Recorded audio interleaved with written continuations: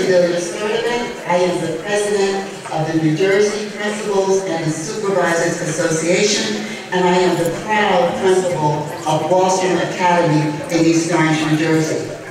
It is my pleasure, on behalf of NJPSA, FEA, NJASCD, to welcome you to our 2014 conference. At this time, I'm going to ask you to join me as we pledge allegiance to the flag. Please stand.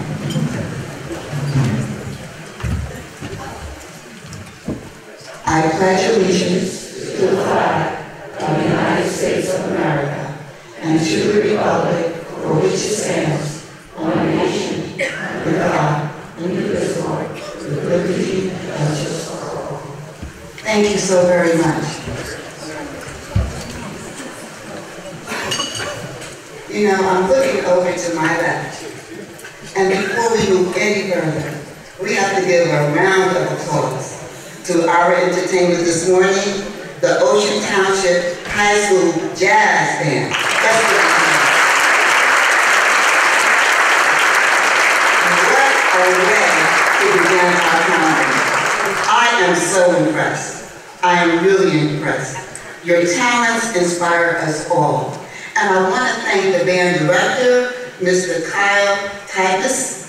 Thank you, sir. Now, correct me if I'm wrong. Is the principal here? I'm hoping that she is. Is she?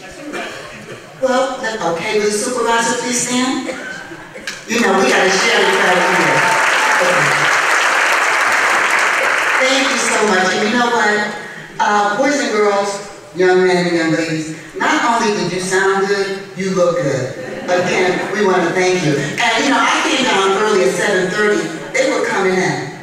So I would imagine you guys got up really early this morning. You know, I am very impressed. In fact, if I could, I want to package you guys up and take you back home with me. Okay? Again, let's give them a hand.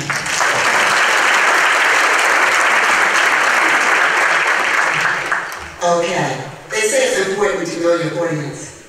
So if you're a principal, I'm going to ask you to raise your hand. Okay, good. Hands down.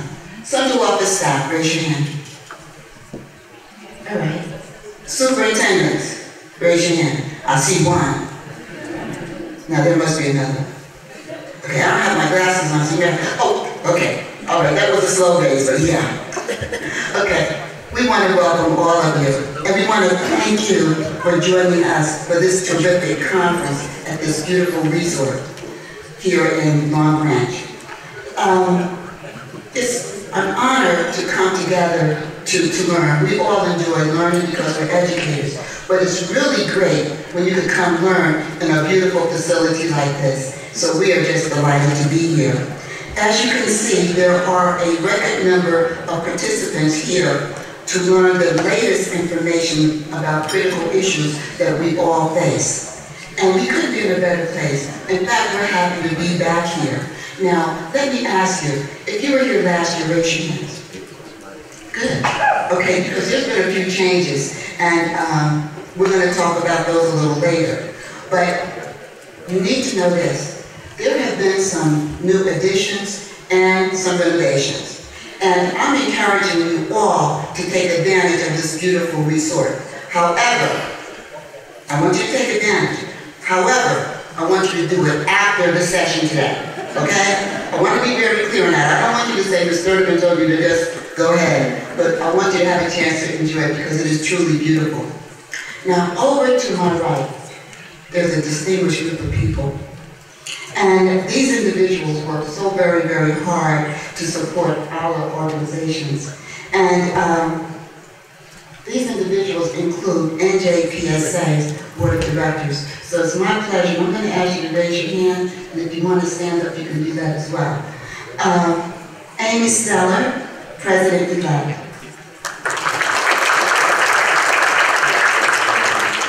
And just in case anybody wants to know, newlywed.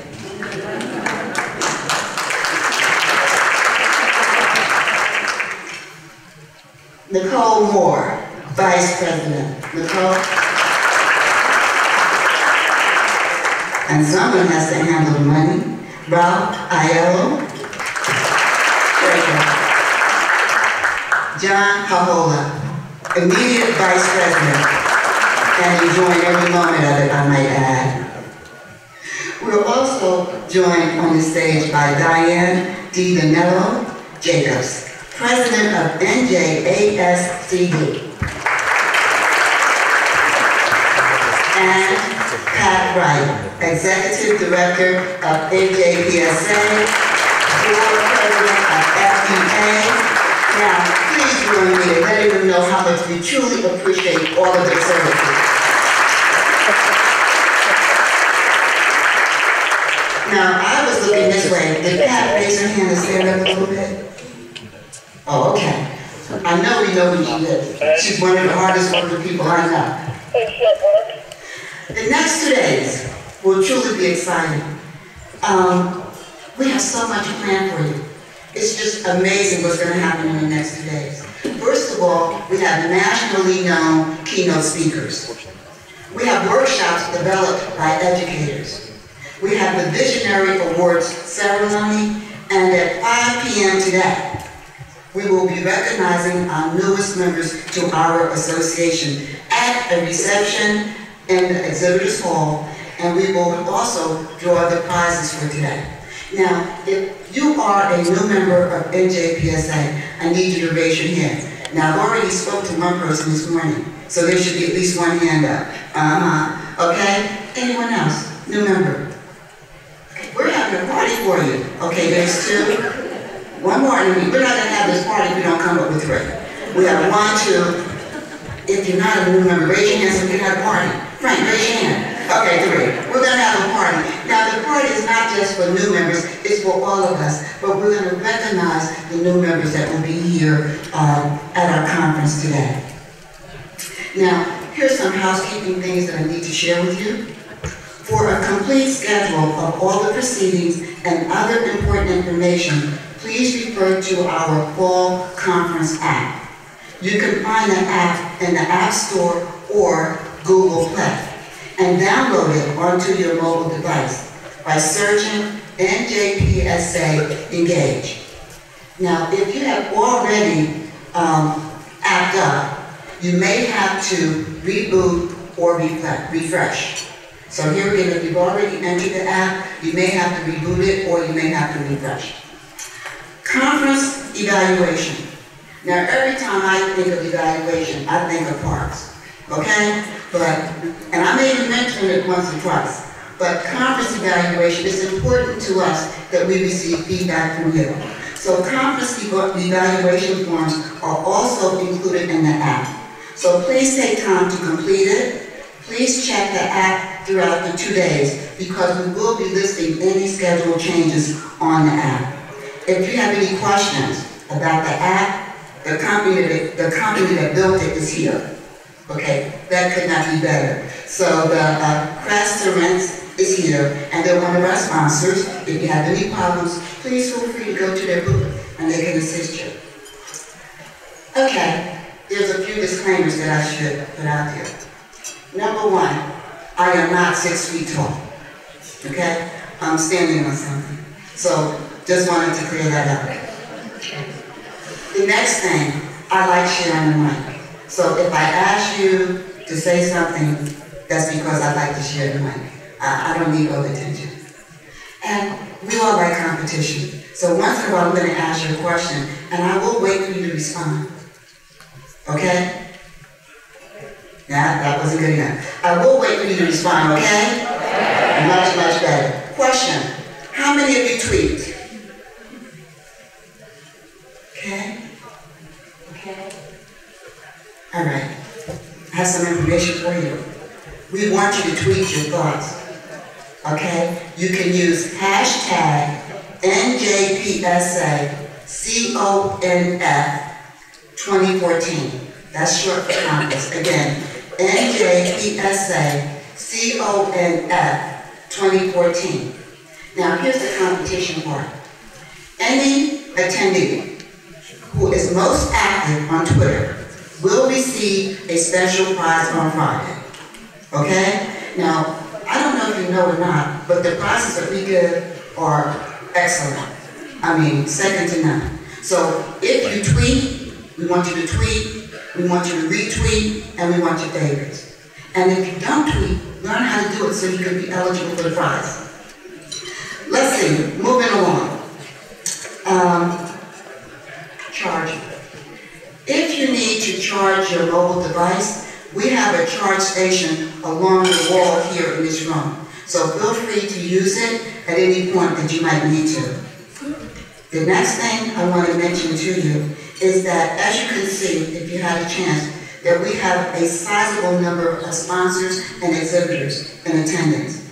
And I want to thank them for their support, but I'm going to also urge you to visit them over the next 2 days. And here comes the prize. And your bags. Everyone have on your bags? There's a passport. You can tell I'm elementary. There's a passport. You can make yourself eligible for prizes. And if you look, you see all the sponsors and exhibitors. What you would need to do is to take your passport to the exhibit hall, and as you visit the sponsors, they will stamp your passport and you will be eligible for valuable prizes. You can hand in your passport on Thursday today at 5 p.m. in the reception hall, and for the drawing tonight at 5. And Friday, the passport can be passed in at 2:45 tomorrow for the final prizes. So here again, don't forget to take your passports out so that they can be stamped, so that you can win those prizes. And I'm sort of hoping, Denise, that if there's any prizes left over, that maybe I can take them home. Oh, okay. I'm putting it out there just to see what happens. And now, let's begin. Please join me in welcoming the, I'm going to say innovative, okay, visionary, executive director of NJPSA, Pat Wright.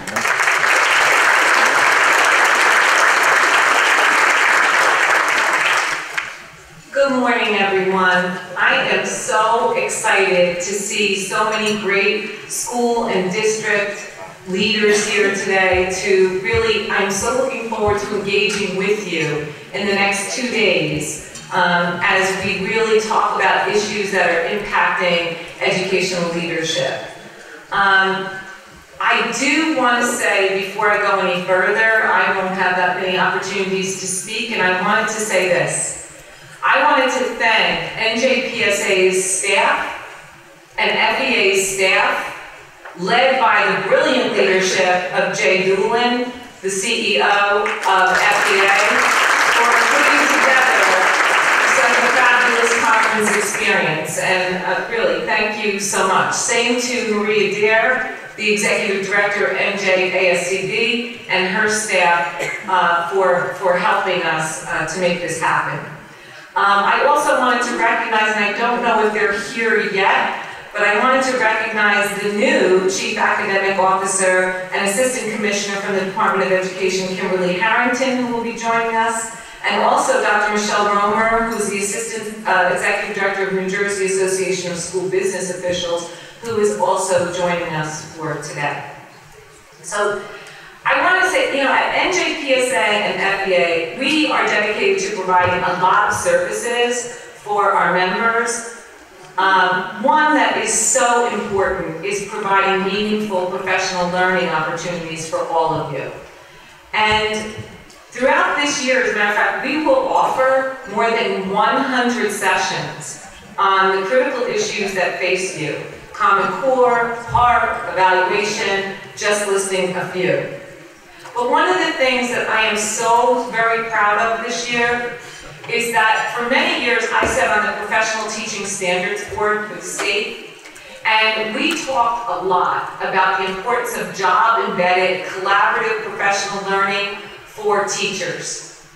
And I said, hello, we need collaborative, job-embedded professional learning for leaders, for educational leaders.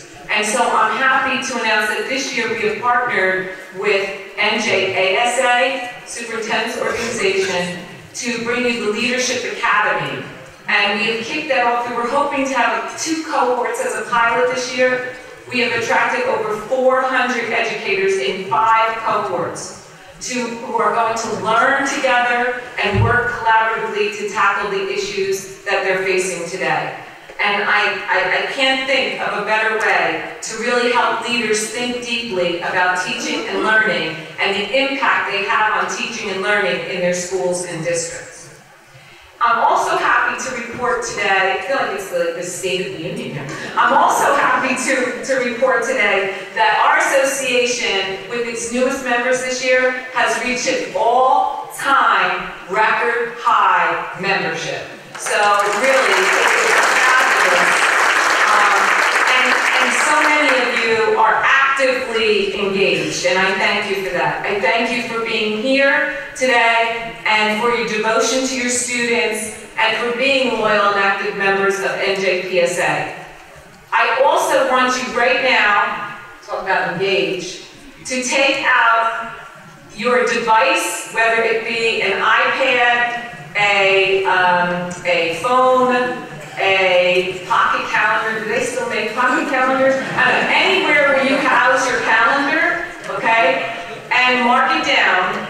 We will be coming back here next year, 2015, on October 22nd and 23rd. So you can tell everybody back in the district right now to save those dates for you, for our conference next year, which will have the theme Innovate.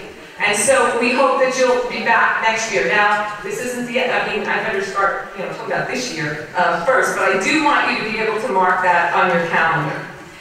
I am also absolutely thrilled that our first keynote speaker, Consuelo Castillo Kickbusch, is here today. I had the opportunity to attend Consuelo's session in Dallas at the Learning Forward Conference. She touched my heart.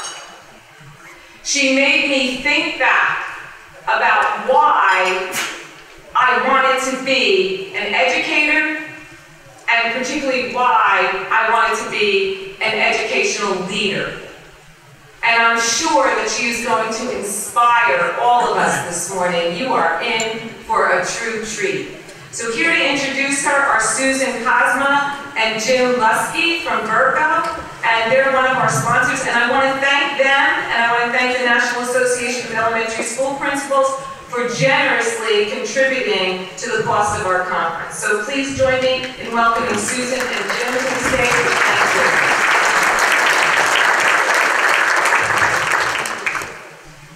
you. Good morning.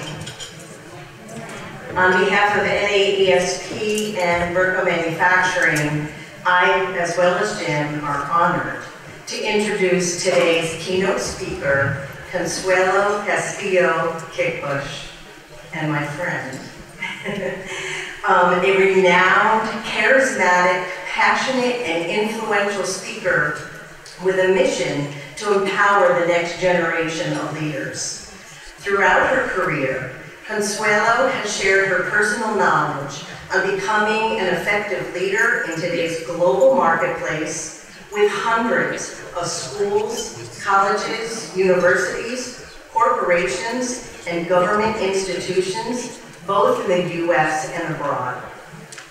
After graduating from Hardin-Simmons University, she entered the U.S. Army as an officer and served 2 decades. During that time, she broke barriers and set records in the military, where she became the highest-ranking Hispanic woman in the combat support field in the U.S. Army. When the opportunity arose to assume a command post, Consuelo shocked the military by deciding to retire and become a community leader. In 1996, she founded the human development company, Educational Achievement Services Incorporated, to fulfill her mission of preparing tomorrow's leaders. Consuelo's dedication to the youth of America has garnered her numerous awards and citations from educational institutions, government agencies, professional organizations, and the national media, and she has produced several materials as trademark tools to reinforce her messages. Ladies and gentlemen, Please welcome Consuelo, Castillo, Kickbusch.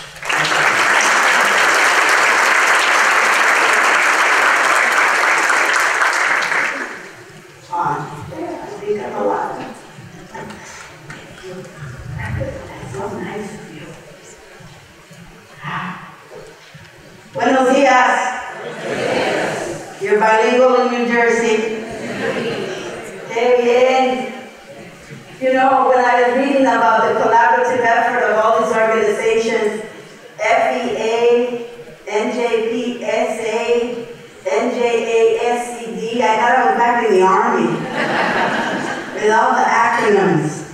But to the names of the wonderful leaders, Jay, Mary, Linda, who helped us, Pat, Matt, Mike, in the AV section, because it truly takes every single one of us to connect to humanity. Is that not true?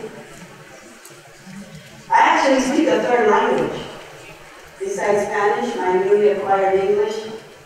But my third language is the one I love to use because I work with children throughout school districts. So ladies and gentlemen, I also speak teenager. What's up? In order to engage and connect with young children, I believe there needs to be a need for transparency and authenticity. As Mary so graciously remembered my humble words in Dallas, I come to you today as a servant leader.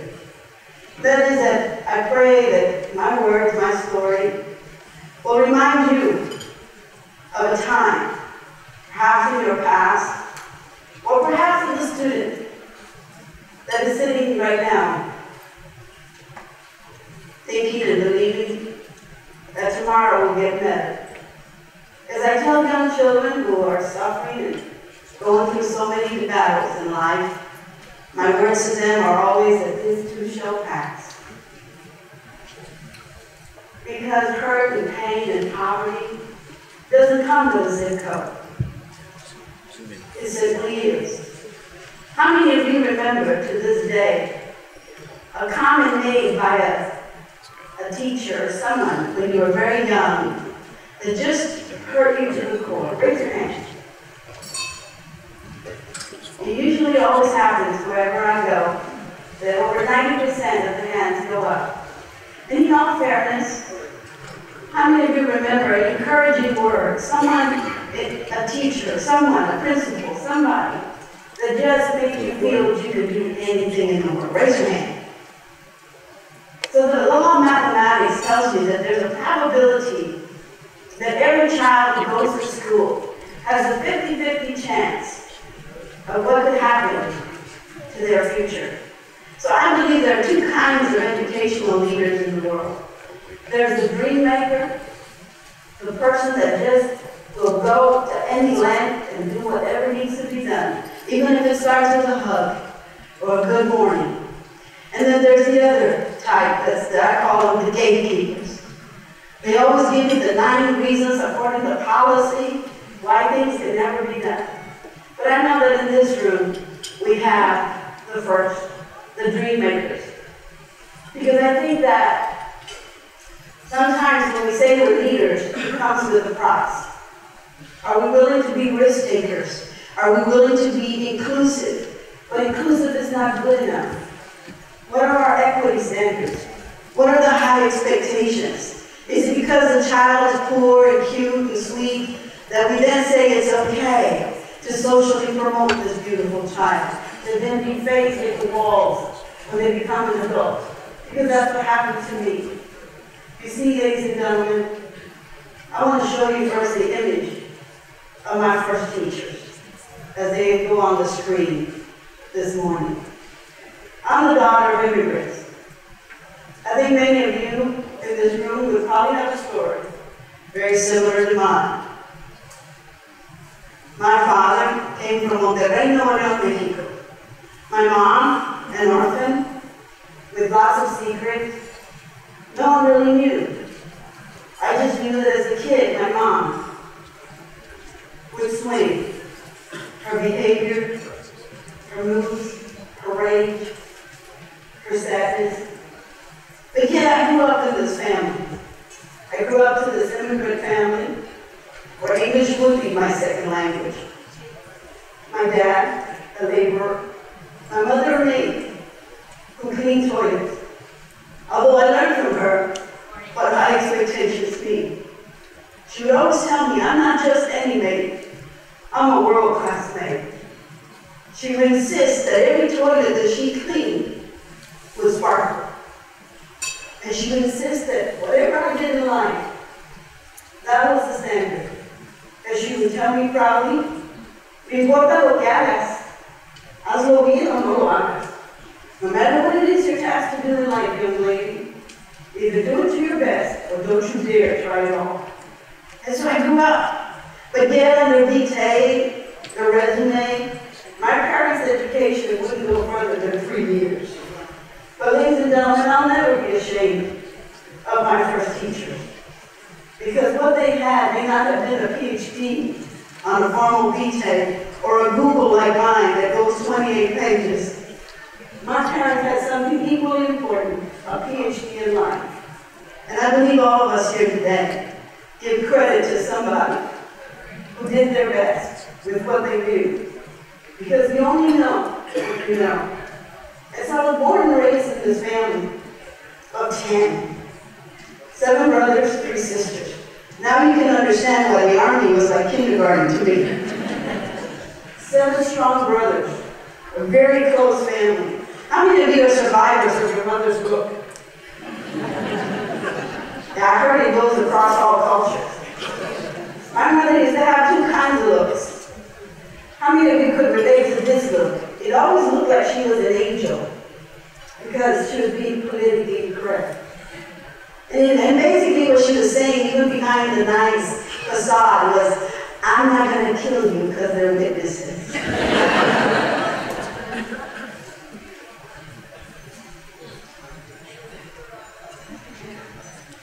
And how many of you remember that one look?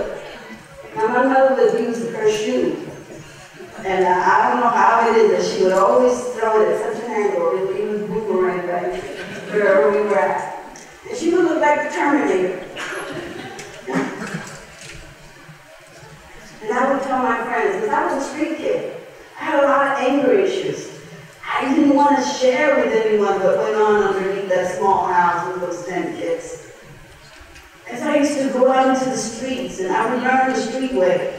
And I had to learn to navigate all these different worlds that I wanted to survive in. But I remember that I still had a dad that laid the foundation for me. A father that would always tell me that I was the American dream.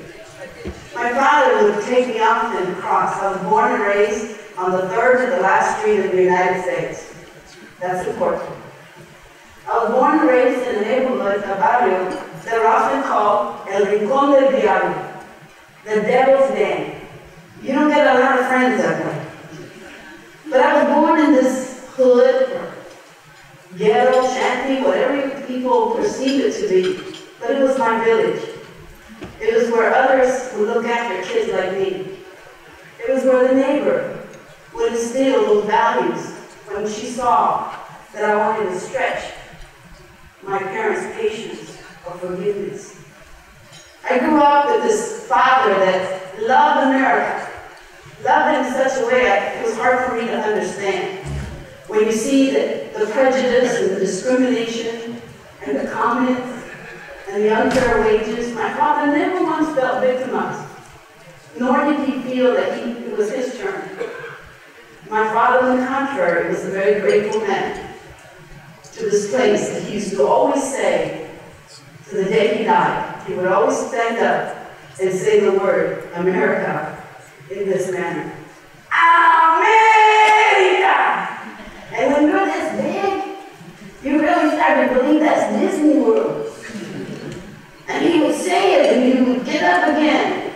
Another conversation would start, and he would always clear his throat, and he would say consistently with that same passion, America!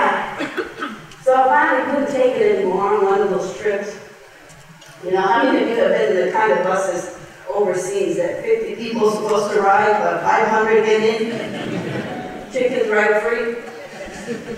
So we're in one of those ricocheting buses, you know, dust coming through those windows, and we're just going and going and going, and all of a sudden I started screaming at my father. And I said, "Appa!" And he's like, "Consuelo, Appa!" And he thought something was happening to me. Bus stops, all these folks get out. I run over to my dad, I hug him at the knees, and he says, "Consuelo, ¿qué pasó? Please," I said, "Daddy, I just can't take it anymore. I want to hurry up and grow up so I can go to America." He said, "Consuelo, I have no freedom."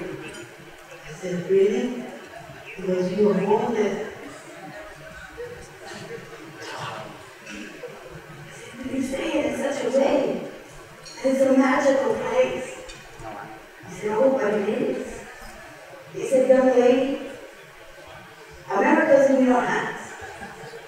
America will become what it is meant to be. What it starts to be. You can choose to hate it. You can choose to serve it. You can choose to make something of it by your efforts." He took me to the very point where I saw a strip. It was no more than 1.5 inches wide. Sort of like this strip right here that I'm standing on. He said, "I want you to stop just before you get to that line, young lady." And he let go of my hand. He said, "Now you look around.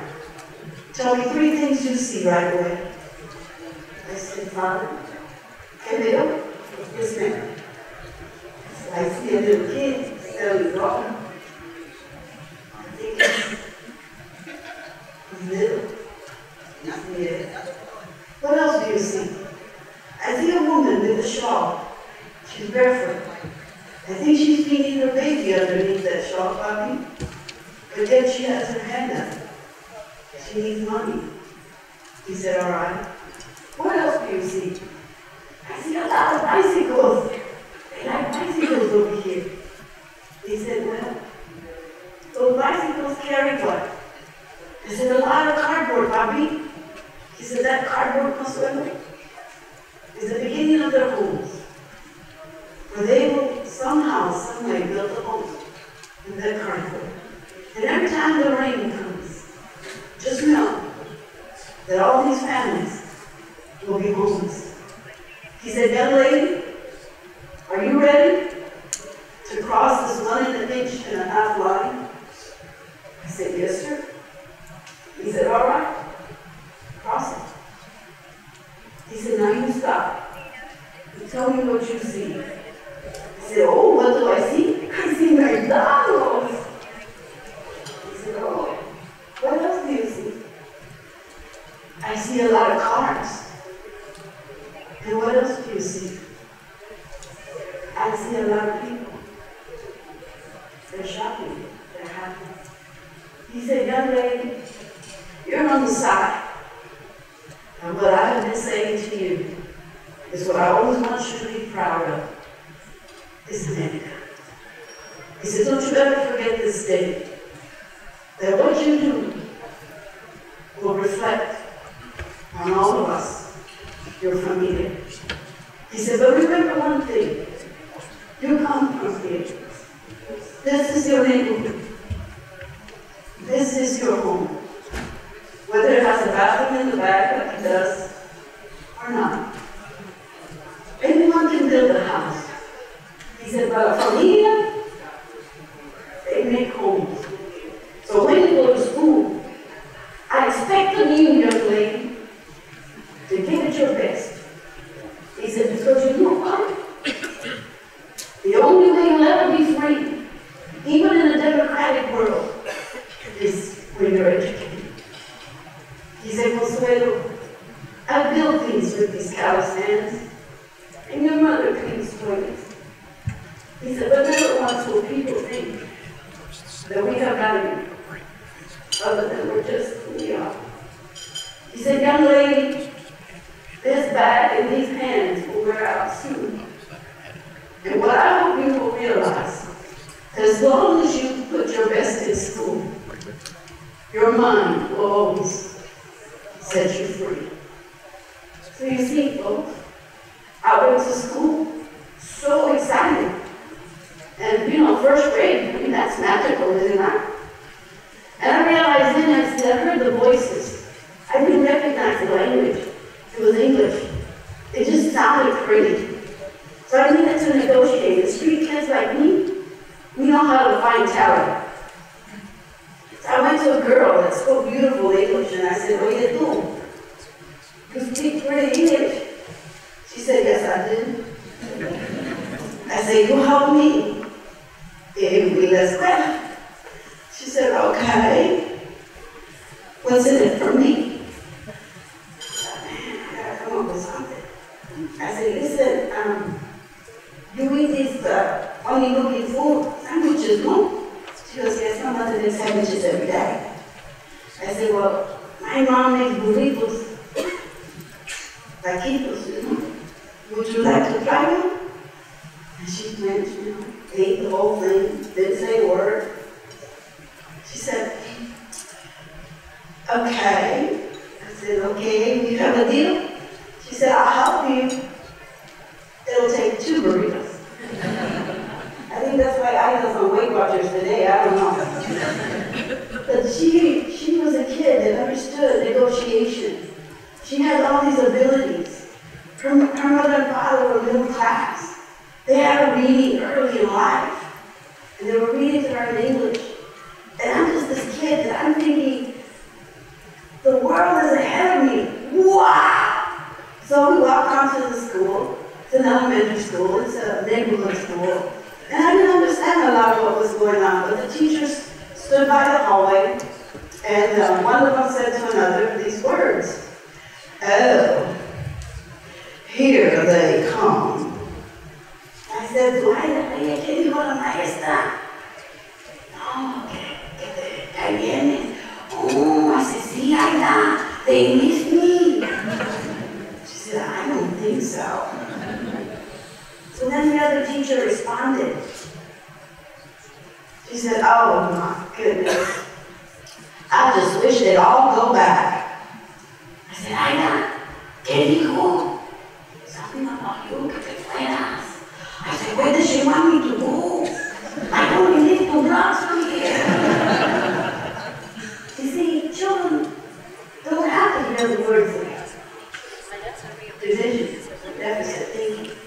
Children don't need to be verbally told that they're different, like it's something less. Children can feel that. Children can sense it. But kids like me fight. We want to dream still. We want to believe that somebody will be our dream maker. And so as I entered my classroom, I began to see that we pulled Ida away. She was in the other Blackbird group. She was always pulled away from our group. And I felt lost. I said, "Ida, ¿por qué te quitas todo el tiempo? Why did they take you away from me? We've been apart." She said, "I don't know. I just think, they don't think you're very smart." "Oh, you can know." So then, we're talking, and the teacher thinks we're cheating. I'm like, "How do we cheat? I don't even know what we're saying." Well, eventually our teacher did, she must have been one of those cum laude in classroom management before. And she makes her announcement. "Class, we will now write our names." I said, "I got to go." And my one word in English, it always seemed to get me through those more difficult times. I still use it today. Okay. It works. Right? Even in bars, still you know. And she says, "I will call you by your name, and you will come to the board, and you will show me that you can write your name." And she had nails, I don't know why, but they always went on that board.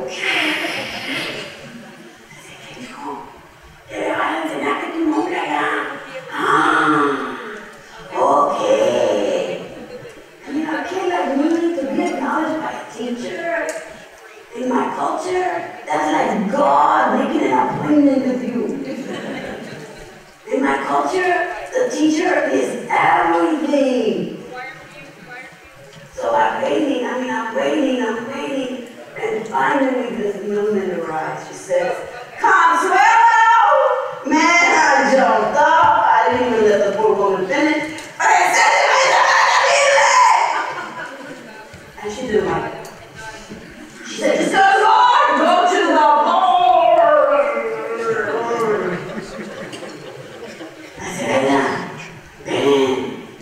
She said, they didn't call me. Yeah. I said, you already ate the burrito? I go to the board and I look down because my culture is about showing respect. She said, now young lady, how many times do I need to tell you to look at me? And she grabbed me by the face. She said, you're going to look at me, you're going to learn. She said, now from now on, your name is no longer Consuelo. You understand me? Your name is Connie. No, okay. And I turned around and I left. You know what that means to a teacher that's come out and got medical? She lost it. I'll never forget those heavy heels right behind me. Come here! Do you understand what you just done? I looked at Ida. She said, you're going to learn today. And she began to write a long note. And wrote and wrote and wrote. And then she did this, folks. And started stapling it like I could read. Go see the principal! And pushed me out of the classroom and pointed. And I thought, wow. So this is how you get to see the leader. But you know, kids like me, the kid that was in trouble would always have a chair, they sit you in front of the principal's office. So that all the children that go by get to see that you're the one. Well, a kid like me, all you did was give me a stage. I said, hey, this is how you get to see her. But eventually my beautiful principal arrived. And of course, after about an hour of undoing this, folks, I managed the most secret, highly classified documents in America. I've never had this kind of security. She opened it up, and she read I don't know what all it said, but I'll never forget to this day. She got all the way down to my eye level. She began to engage with me. And she looked at me and she spoke phonetically, I'll never forget it. And she tried so hard to create the relationship. And she said in a gentle way, what is wrong with honey? I said, okay. Let me try. I said, Miss Verlin. Miss, she goes, no. Okay. Don't, right? No. What is it that you don't? I don't know her. She said, no. I said, no. I don't know who coming.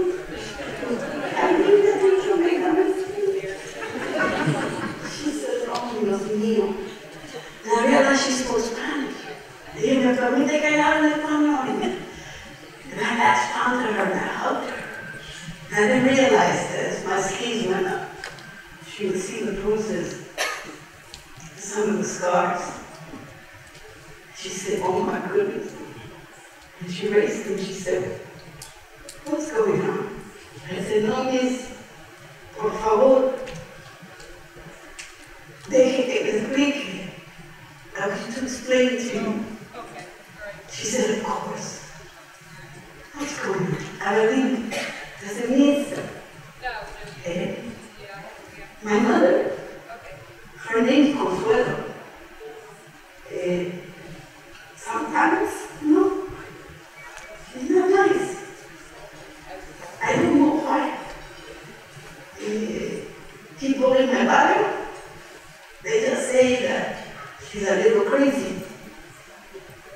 because she's a little sick. Marita, but you want this? And I tried to put my sleeves down. I love her. She's my mom. And my dad, he said, work from here. That life gives us blows, golpes, but that I live in America. And she hugged me. She said, oh God, what are we doing to our kids? She said, Consuelo, you keep your baby. I will make sure of that. She said, now listen, you are the American dream. And she said, I want you to go back to your classroom. And she wrote another note.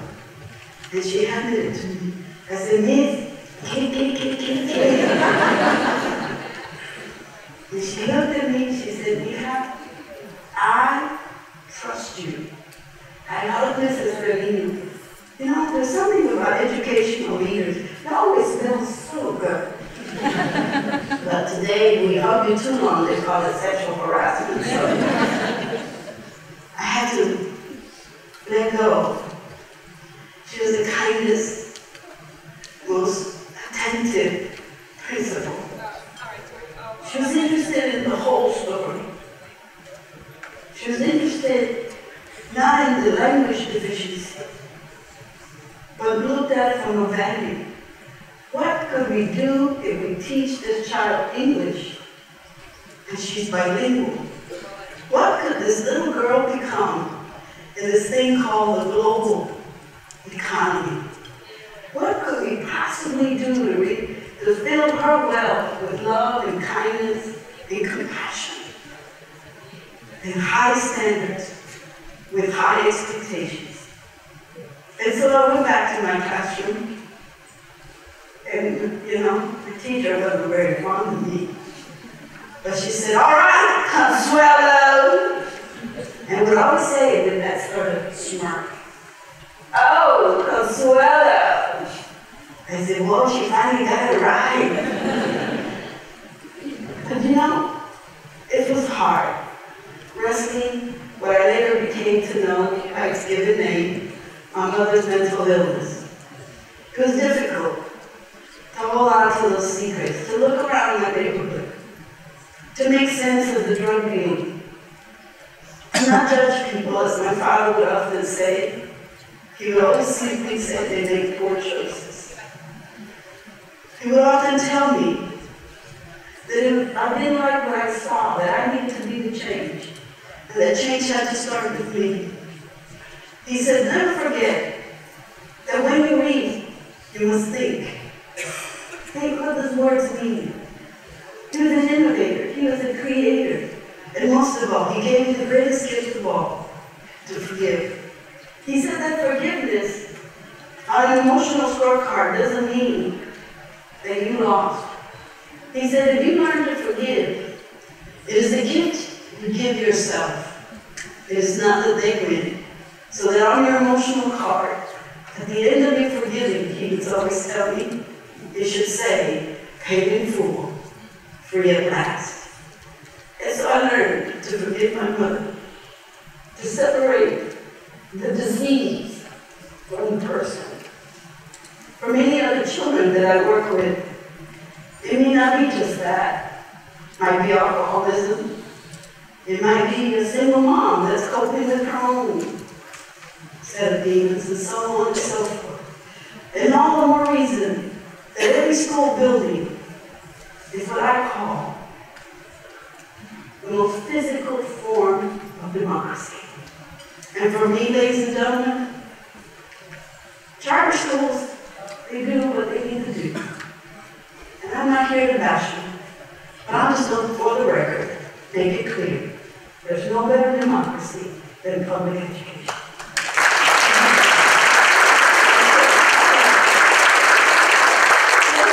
If you folks who don't like kids give public education a bad name, the rest of us have to spend our lifetimes trying to make it right. And as leaders, let me be very candid.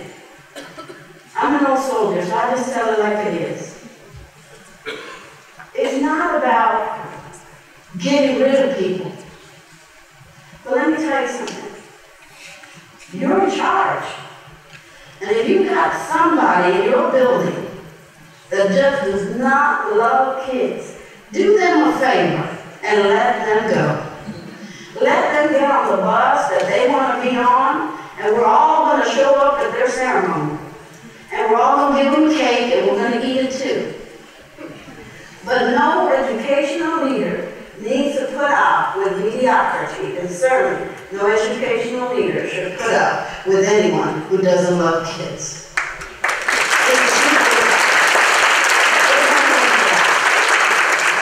Whatever they want to do, go let them do it somewhere else. Because you see, middle school was tough. I needed a foundation. I needed someone to help me understand that this anger, this violent tendency that I had, were not going to get me anywhere but behind bars. I loved my mom, and I loved my dad, and I loved everything that they represented. But in a big family like mine, I got lost. And so I needed a mentor. I needed a program. I needed somebody to talk to me about social and emotional learning. I was blessed not too long ago to lecture at MIT. Yeah, can you imagine? They let me in there. And I remember when MIT called me, I kind of went into my little back in the hood days. I said, oh yeah, I think they made a mistake. I said, Dr. Whoever, I'm just Consuelo. He said, yes ma'am, we know all about your work. Are you checking up on me, dude? We'd like for you to lecture at MIT. I said, okay, but I want to be filtered. He said, not at all. And I remember that I looked out in the audience and I was told there were some Nobel Prize winners. And I thought, my dad said, if you want to make a change, start with yourself. And as I went up to the podium, I asked the question of these geniuses, what is the algorithm for brilliance? What are the data points that you look for, the tight fit on the linear regression, that you can finally say, you can prove you have a high racial confidence, that it's these groups, these little dots, that you can think about and they'll get you the proof you need for the end result. And I realized that the whole time Ida was succeeding, progressing, and improving. And a kid like me, of ELL background, was being entertained in a warehouse. No one ever thought that a kid from an ELL population could be gifted. That the brain doesn't just rely on this one and only language that determines whether its cognitive ability is operating at a higher order or not. That I learned from this man, my first beginning lessons in engineering. I learned from this woman to make something out of nothing.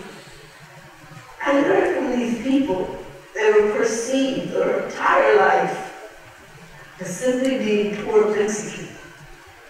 And truly I learned from them the greatest lessons that led me to become a scientist. The science of curiosity, the building of my own toys. I didn't grow up with Toys R Us. It was toys I made. I learned from this tremendous lesson of life. And the only missing piece was quality education for a kid like me to achieve my higher order of thinking. I just needed a dream maker in my life. And so I made it to high school. And once again, Ida, when we registered, she'd always go to these other classes. And somehow, I always had to make a left turn. There was algebra right there. I wanted it so bad. I snuck in that class one day. And sure enough, I was caught. And the teacher said to me, young lady, come here. taking my class, and you know there's no way you can get through algebra. I said, Miss, it's nothing but long words. They don't speak English. And that, okay? She said, let me just be very candid with you, Consuelo. You need to go to this other class where those cashier machines are, okay? You need to learn how to run them without looking at those numbers. And if you do, there's a wonderful chance you'll get to work inside, like in a grocery store. Unlike your parents, I'm sure work outside. I said, well, Miss, what if I don't like inside? What if I want something else? Why do you tell me? You don't know me. You don't even know my story.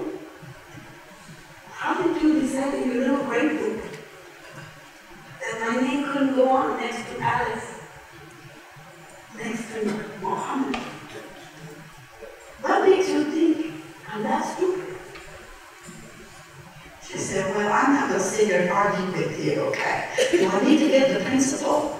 I said, they already know me. I said, okay, Miss, I don't go to algebra. Okay. And so I began to see Ida. Talk about a beautiful dream she had of her parents taking her to college. And then the moment came in my junior year. It was so awesome.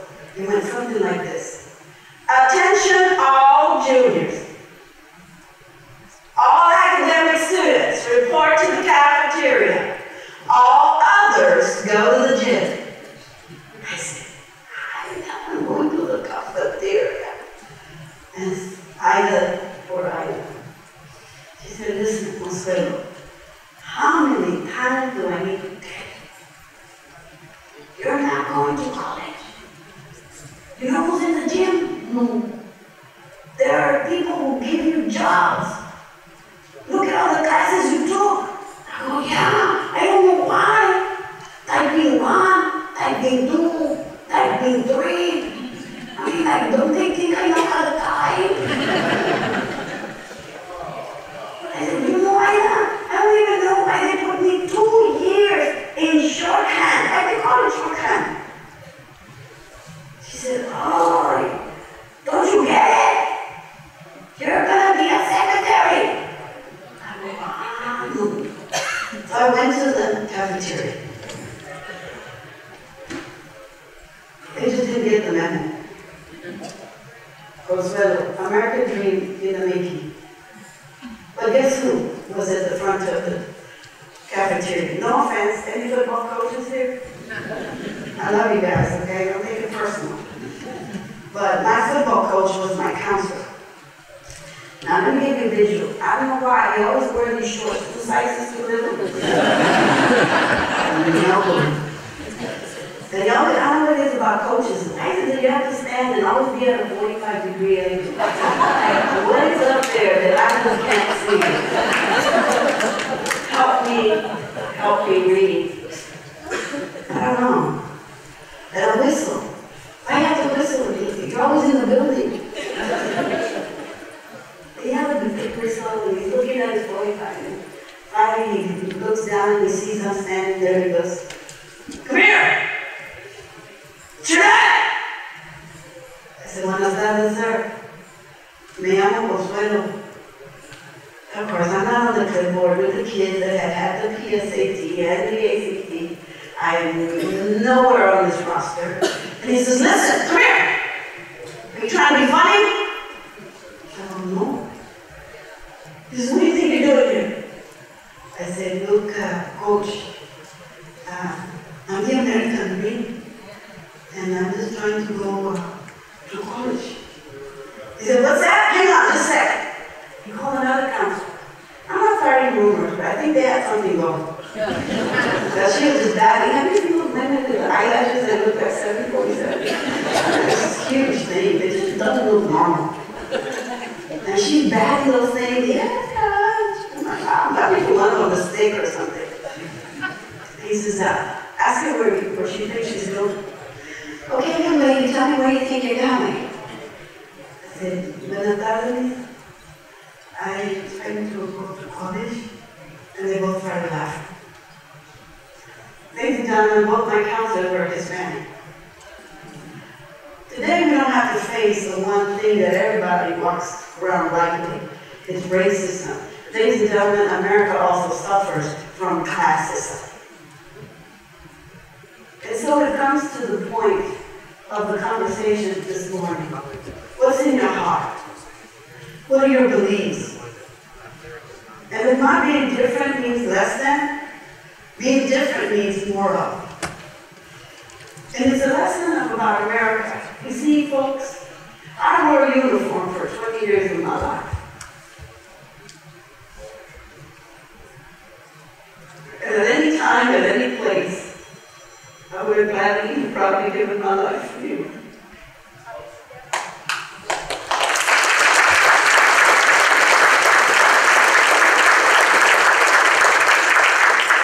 But the question is this: we export peace. We make a science out of it.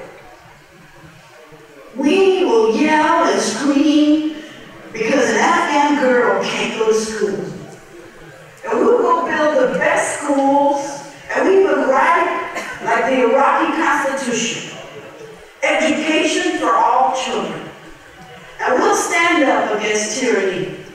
But I think it's time that America import peace by making sure that every child is out of question.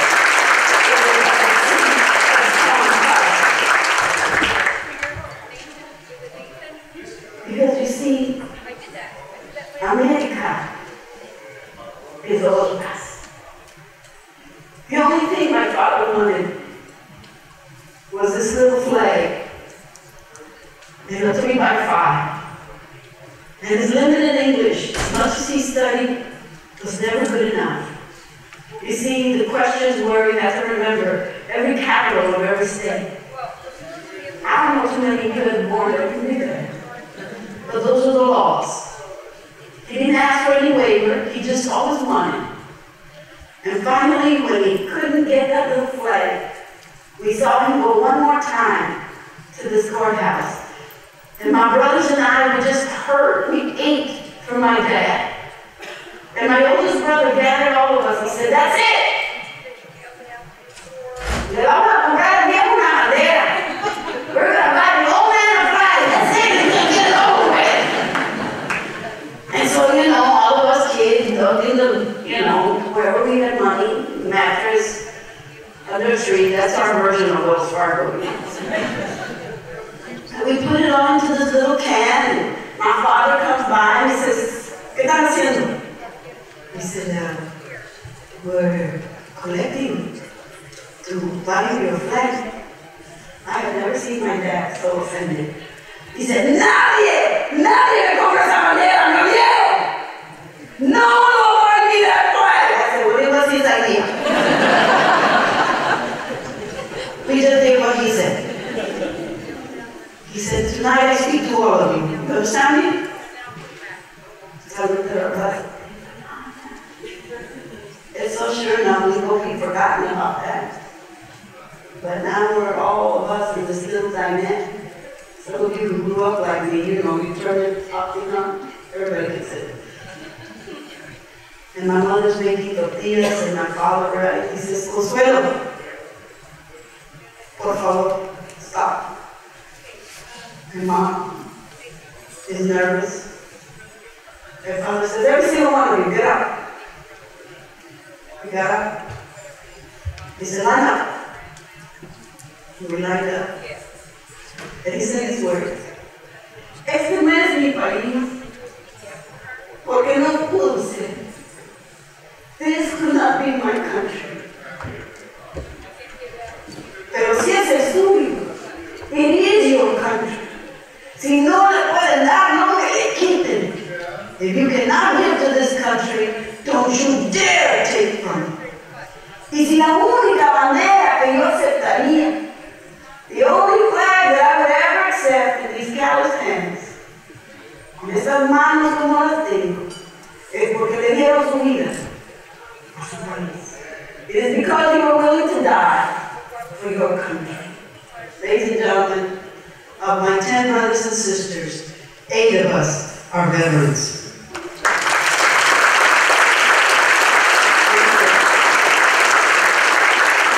So I ask advice to those early days of an immigrant of Italian descent, or an Irish, or a Polish, of a long trip with not much, of a ship docking, of the trauma of arriving in a place like New Jersey or New York, or Florida,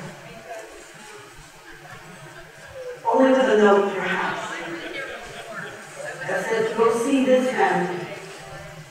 They might help you out. And so this next image is the only way my parents were able to make it when they came to a place called Sterling, Illinois in 1948. They left Texas, and a boxcar like that became their home because no one was going to rent to this funny sounding immigrant. But yet I think again, this is a sad story, but it's not. It is a story of resiliency. And it's what every leader in this room should always embrace, is vision. Because when my mother walked into a boxcar like that one, the only difference was they spray painted it silver. If you Google, put the words Boxcar 7. My family lived in one of those for 5 years. But my mom, that visionary, said to my dad, Pedro, cuando regrese voy a poner cortinas. When you return from work, I'm going to put up curtains.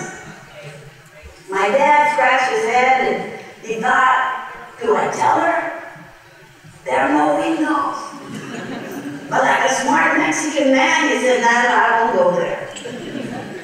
But that night, he went and he spoke to a man in the steel mill and he said, listen, my wife, she wants to put up curtains. The welder looked at him and he said, hey, Castillo, come on. You live in a train, a boxcar. There are no windows. He said, I know, but do you want to tell my wife? He said, no, man, let's just figure it out. And so they put steel rods inside, the story goes. My mother, taking those flour sacks, matched those curtains, had enough left to do a tablecloth, she said.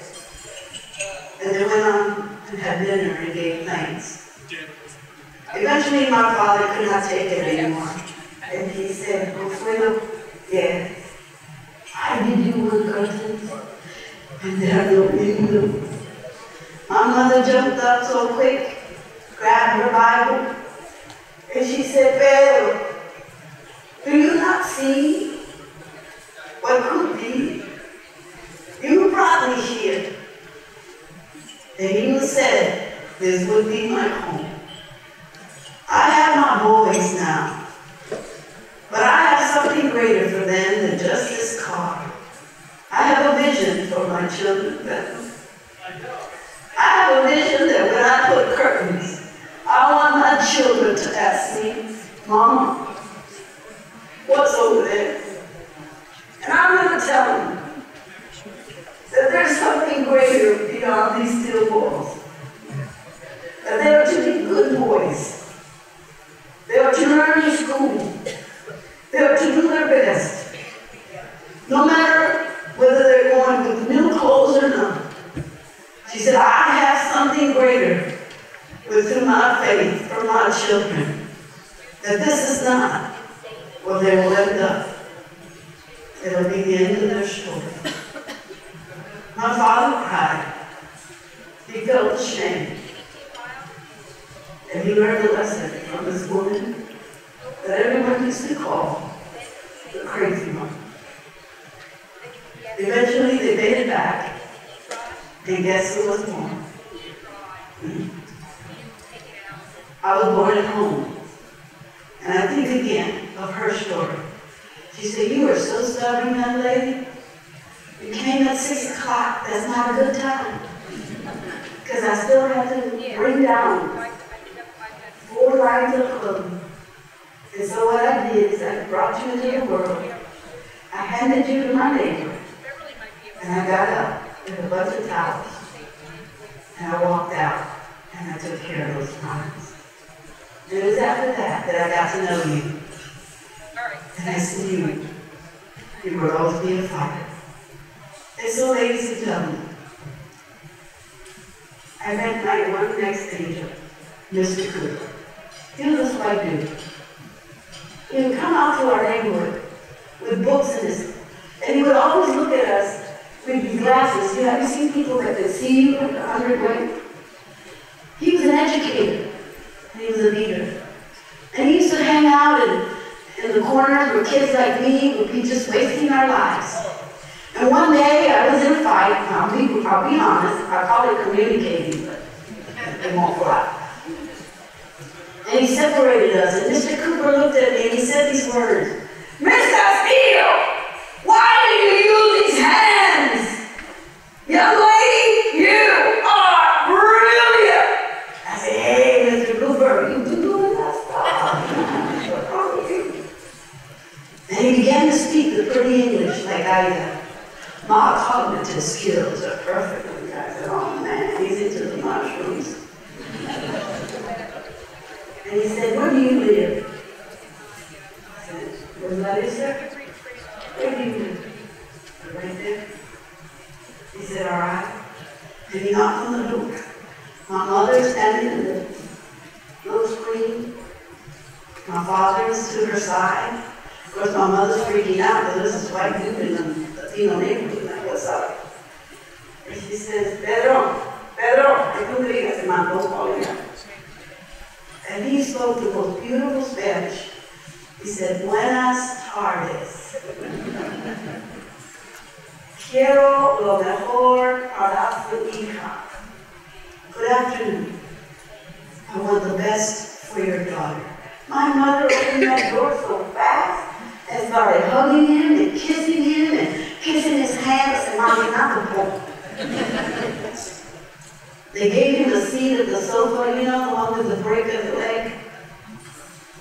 My father came and grabbed his hands and began to pray for him. And thank him. And Mr. Cooper began to tell him, we have failed your daughter. And I'm going to be a part of it. I want to help her. I know she has what it takes. And Mr. Cooper took me to the library. He said, young lady, welcome to freedom. They brought a librarian.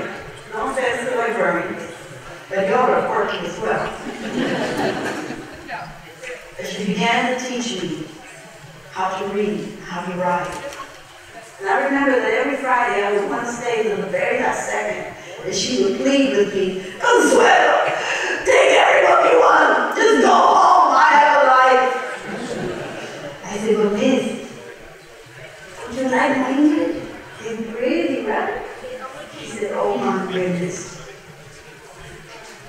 we're so proud of you. I said, Miss, maybe I go to college, huh? Mr. Cooper tested me.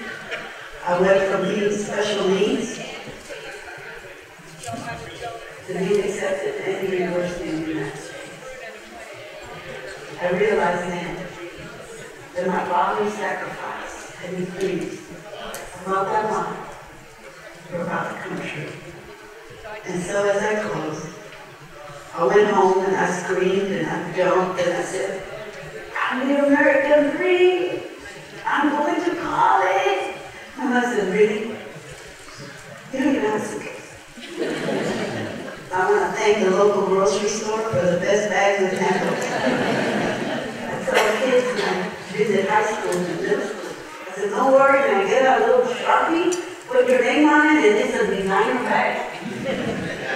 And I went to school for the bus trip, one ticket, that's all they could afford.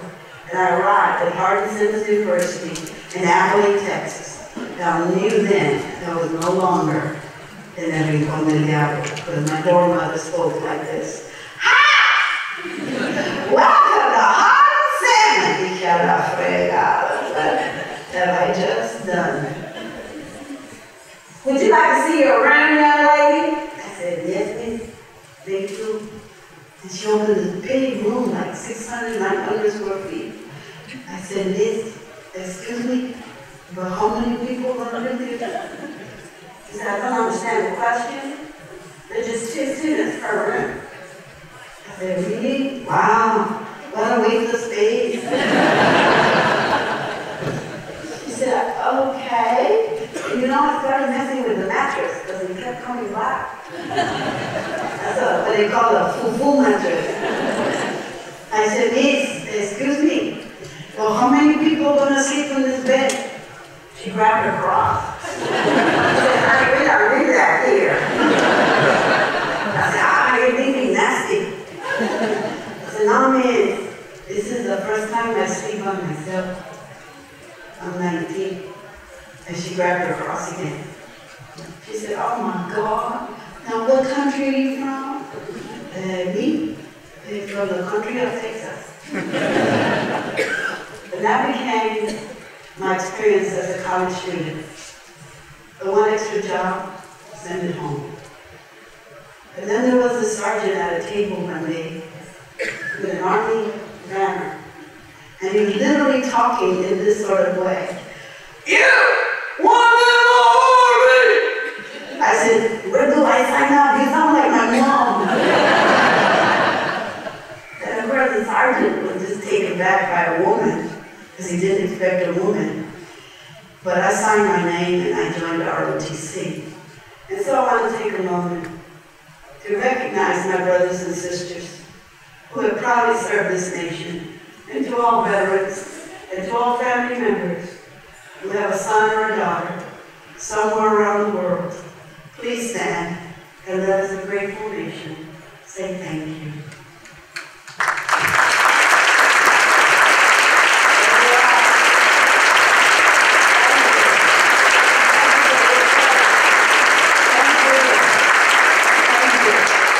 Because it is indeed selfless service. Well, I went to ROTC, and my sergeant is last senior year. I didn't know I'd make history in Texas. He knocks on my door. He says, Cadet Castillo! I said, whoa, yes, Sergeant. Request permission to enter. Yeah, please, you can. You can do whatever you want. I said, he said, Cadet, tomorrow you'll make history. You will be commissioned in the United States Army. You'll make history 2 ways, Lieutenant. You'll be among the first 10 women to be sent out to a combat support unit. It's never been done. He said, so tell me something, kid. I did everything I could to break you. And you just kept on going. Why? I said, you see, Sergeant, I'm the kid that couldn't read. I come from the other side of the tracks. But my parents never taught me. I should feel sorry. I blame anyone. You see, I want to serve my country. I think my country could be better for itself. But if the change is to be, you always said, the change had to start with me. Just so you see, Sergeant, for every mile you told me to run, I ran it a little harder. Just like they clean toilets. Just a little bit more. That's who I come from. And you see, Sergeant, America is over us. And I believe that a principle restored my faith at the tender age of 6 by respecting my name and respecting my family and a teacher in high school. It took away the ignorance and made my father's words true. I am free at last. For tomorrow I'll learn a degree, and I'll also serve my country. He said, then I ask for one last thing, Cadet. I said, yes, sir. He said, I wish to salute you tonight. And he gave me a call. And tomorrow, I will proudly follow you anywhere, at any time. Welcome to the United States Army, Lieutenant Castillo. I said, may I hug you? Very quickly.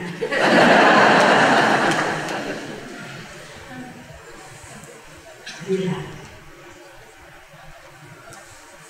I remember getting paid $700, and I sent it home. My mother freaked out. She said to my dad, "Pedro, look at all this money Consuelo is selling drugs."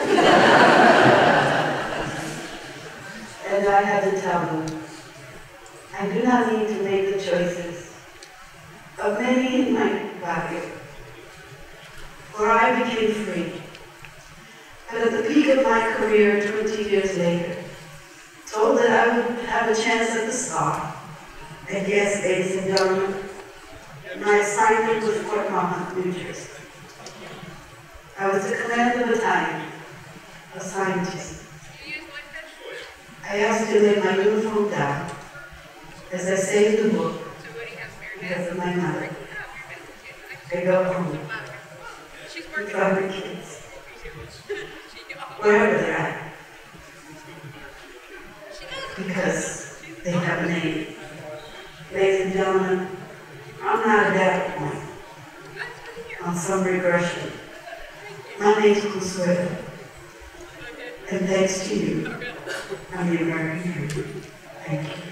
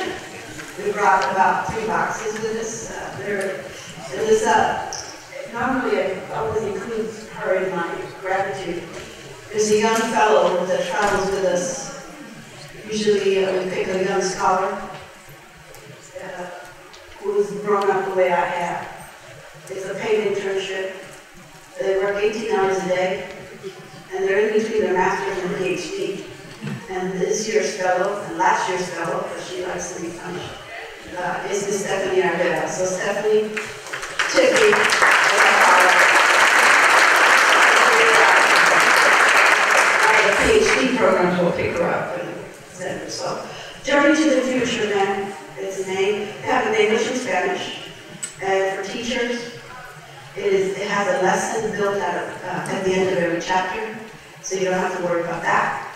The last thing I'm going to say about the book is that, not to put it down New York, but they wouldn't even help me because I didn't have sex, I didn't have violence, and I didn't have a secret about the Army, and I refused. I refused for the sake of $1 to turn my back on my country. So I published a book myself.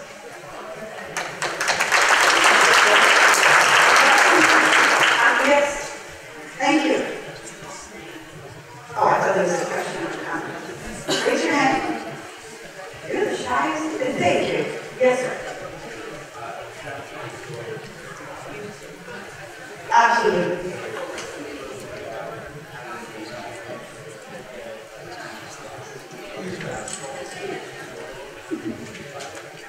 Absolutely. Thank you for the question. One of the things that we developed, we came to understand, particularly immigrant parents, or first generation, is the fear of acceptance, and the cultural divide.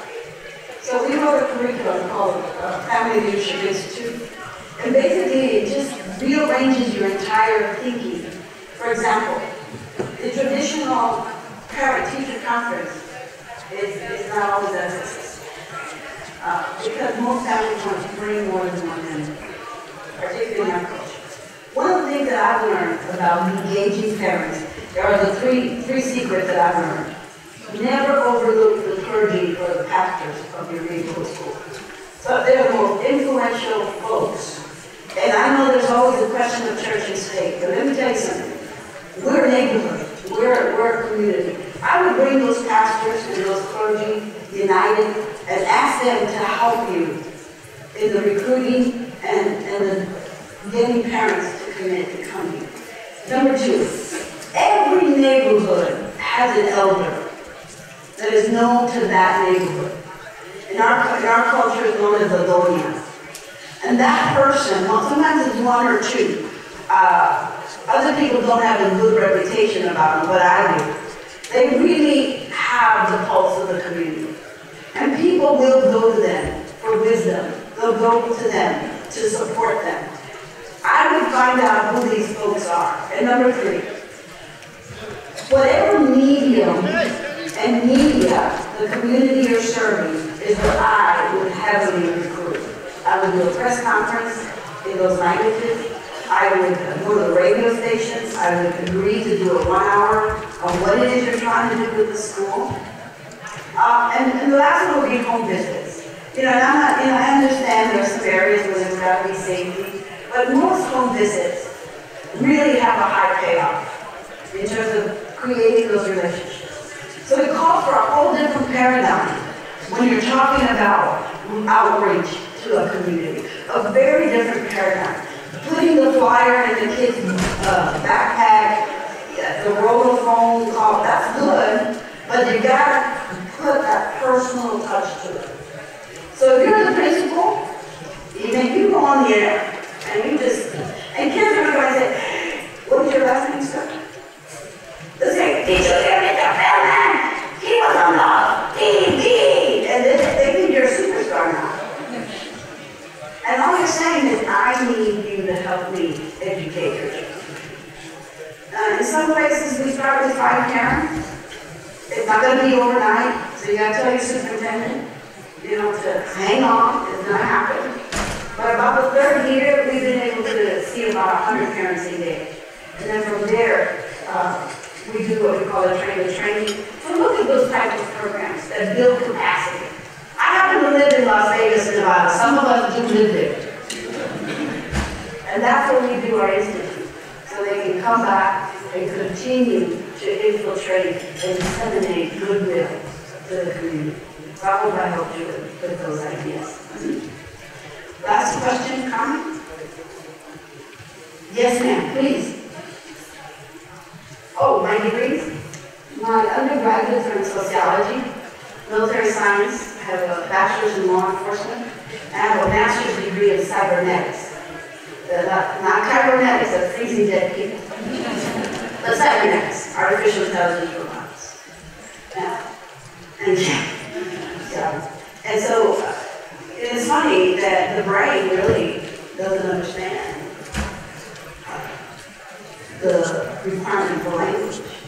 It's bits and information. And so 10 years, my last 10 years in the United States Army, we're working in the area of futuristic design. Thank you. Laugh there.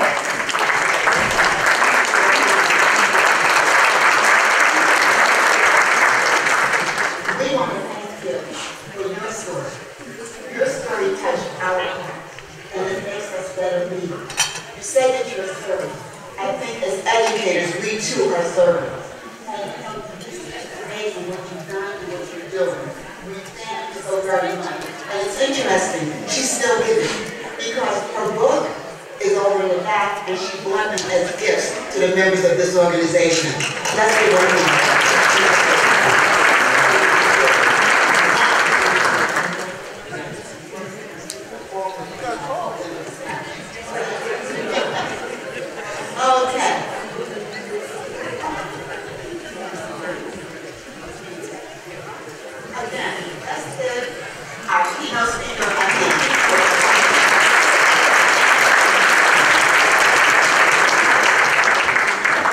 Okay, a few housekeeping things I need to go over with you.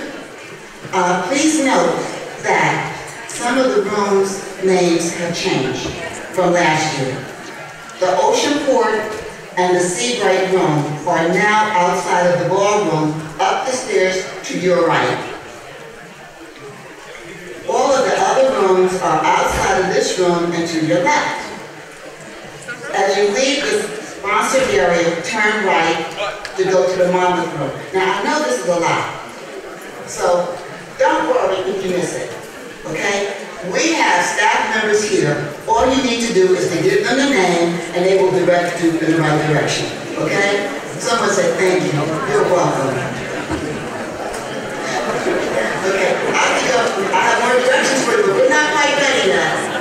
Okay, I need you to just bear with us a few more moments. Our session 1 workshops will begin at 10:45. Now, I know we're off a few moments, but we're going to make sure that it works. Please check your conference apps for a full listing of the sessions and their locations. But before we go anyplace, I need to bring Denise Heck to the stage. She is the Assistant Executive Director of NJPSA. Let's give her a big hand. Very quickly, because we're running a little behind our schedule, please take time today to visit our sponsors and exhibitors, as they really support us and help to make this happen. And remember to get your passports